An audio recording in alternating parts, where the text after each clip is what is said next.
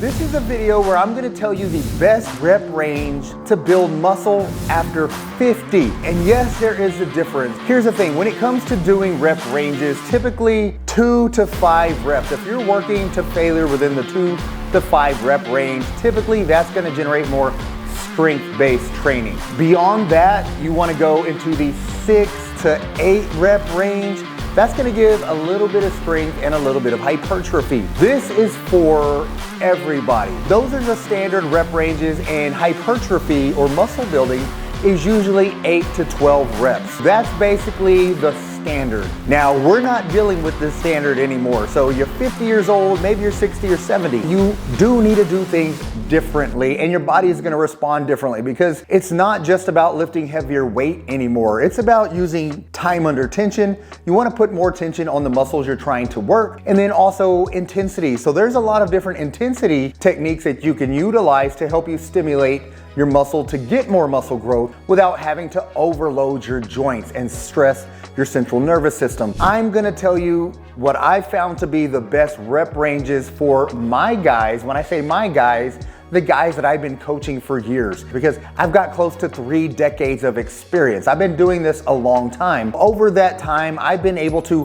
hone in on what works best, what strategies work best, and what rep ranges work best. Now, knowing that, the first thing you also need to realize is that we're all unique. 8 billion people in the world, man. So obviously, what works for this group over here may not work for this group. You gotta keep that in mind. A lot of this is DNA dependent. What I'm telling you that I found to work best is more for the averages. Now, you may fall out of that category, which is fine. So at the end of the day, it's best experiment with different rep ranges anyways. Also, I like to go through the different rep ranges. I design my programs based on phases. One phase, which is typically 30 days, we'll do some strength-based stuff. Now, a lot of it depends on the goals, whatever your goals are coming into my program. So I may do 8 weeks of strength-based stuff. Then we're gonna go into some hypertrophy work, and I get to know what your body is like throughout my programs. When you're somebody that doesn't really have a coach, you can still learn that by paying attention to your biofeedback. What I like to do is tell you to write down your starting weights, your, whatever your goals are, whether it's strength-based, muscle building, or both. Just write that down and then track it. Stick with a certain rep range, see what your body does with that, see how it responds to that. If it's not working, switch it up, go to higher reps and see how your body responds to that. And if you're tracking things, you're keeping up with it, then you will eventually learn what your body responds best to. I'm gonna give you some standards that I like, but one more thing I'm gonna get into, because again, it doesn't need to be overcomplicated. At the end of the day, like I say, we're all different. You are unique, you're your own person. So you may respond completely different from your stimulus than I do from mine. With that said, one of the things that you can look at is your muscle fiber type. Slow twitch muscle fiber type or fast twitch muscle fiber type. Slow twitch is type 1 muscle fibers. Fast twitch, type 2 muscle fibers. Now, one of the easiest ways to determine what type you have, or we may have, one more than the other, or you may just have a good mixture of both, but typically your body's gonna lean one way over the other. What I like to do is ask you, when you were younger, when you were growing up, were you the fastest kid in your school? Or were you that kid that could just jog and not get tired? You typically have those 2 types of individuals. Now, if you are a sprinter, you're lining up for the 100-meter dash and you're faster than most, you can jump high, you can do all those explosive things, then you probably have more fast twitch muscle fibers. Typically what I found is people that fall into that category can lift a little bit heavier weight. When you put more load on your muscles with less repetitions, you tend to build more muscle tissue. Now, the other side of that are the guys that are more endurance based. If you're gonna line up for the 100 meters, you're probably gonna come in last, second to last, but you can run a mile and outrun most people. That's more of the slow twitch fiber type. And a lot of times you got endurance-based muscle fibers, and you can do some higher rep training. And get good results with that kind of training, meaning you don't have to go near as heavy, you can use lighter weights and a little bit higher repetitions. Now, with all that being said, what I found to work best for the rep ranges with all my guys, 50s, 60s, and even 70s is the 8 to 12 rep range. Now that's strength-based, and I do have some guys that, you know what, I'll put in a strength-based program and I'll go as low as 6 reps, typically not lower than that. So some of the popular programs back in, I guess, the 80s, maybe 90s, the 5 sets of 5 training, which is balls to the wall training, 5 sets, go as heavy as you can for 5 repetitions, maxing out. I don't ever recommend that for anyone over 40 really, much less anyone over 50, because just because your muscles can do that, just because you can build enough strength to do that successfully, doesn't mean first, your central nervous system can handle it, and second and most important is your joints. Typically when you're 50 years old, first of all, congratulations to making it to 50, but 50, 60, 70, there's a lot more wear and tear on your joints. The last thing you need to do is over stress your joints, especially for the sake of just trying to build muscle, because there's several ways to build muscle. One is just creating more stimulus, more intensity, more tension without the extreme weight. And the other is overloading the muscle and just using heavier weights. So knowing you can do both, I'm always gonna recommend the first one I mentioned, intensity techniques. Like Tricon training, that will actually add intensity, but also add time under tension. So if you don't know what my Tricon training is, make sure you check out some of my other videos. I got a lot of videos on the channel about my Tricon training and why they're so effective for older men. But it allows you to build more muscle by increasing the time under tension and the intensity of a lift of an exercise per rep without overstressing the joints, because you're not having to use much weight. So that's one of the benefits to doing Tricon training.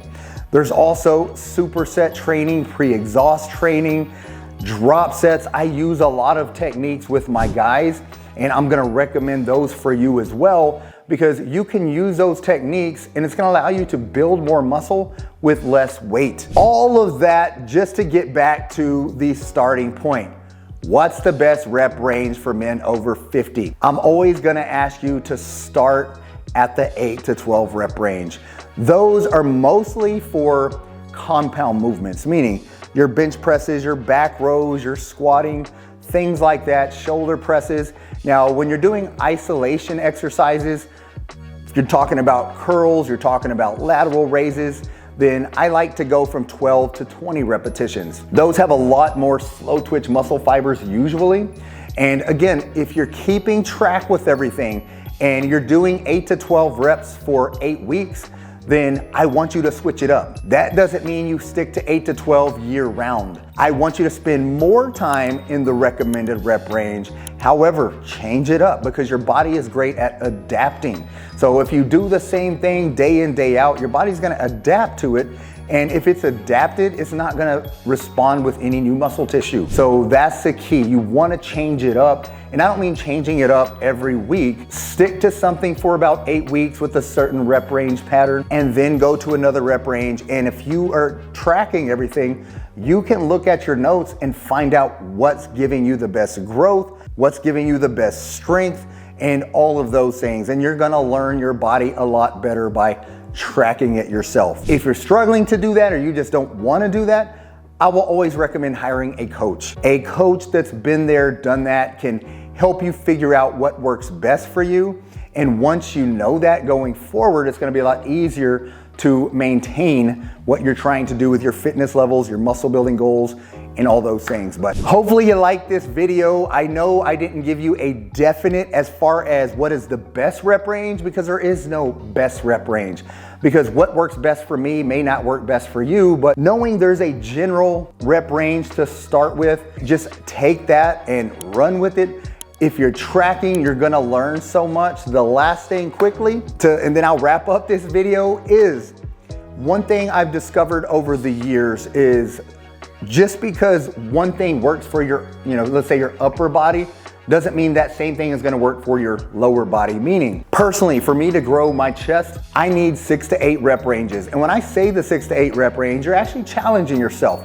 Even if I say 8 to 10 or 10 to 12, you're basically trying to push yourself hard enough to where you can barely get those reps. I don't mean stop at 6 to 8 with the weight that you can probably do 11 or 12 reps with, because that's not pushing yourself hard enough. You wanna fall within that rep range or leave 2 reps in reserve. Meaning, if you're supposed to do 8 to 10 reps and you're starting with 50-pound dumbbells and you can do 15 reps, it's way too light for muscle growth. So go to 60 pounds. If you can barely do 12, maybe do 2 more reps, which is the 2 reps in reserve. If you can do 13, maybe 14, that's a good starting weight. That's how you can determine when to find the right weight to work within a certain rep range. Now, the reason I'm saying that is because, like I said, my chest, my upper body, 6 to 8 reps. However, my quads, they respond best to 18 to 22 reps.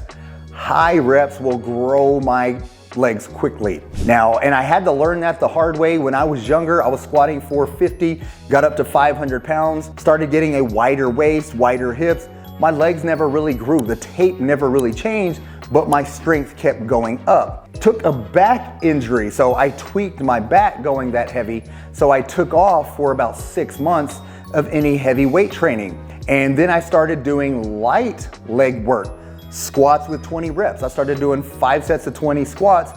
My legs started growing quickly. To this day, if I ever want to add size to my legs, it's 20 rep squats. And same with a lot of my clients. There's a lot of people I've known over the years, because I've been in this industry 3 decades, that were extremely strong, can push a ton of weight, yet that muscle was very small in comparison to their strength. Now, going from that to a lighter weight typically is an ego check. It's hard when you know you can push 400 pounds to cut that down to 250 or something and work with that. So leave your ego out the door. Just make sure you're challenging the muscles and filling the muscles you're trying to work, as opposed to just getting through point A to point B and just pushing weight. So hopefully that helps you out. Hope you like this video. Thanks so much for watching. And as always, get busy, get after it, and God bless.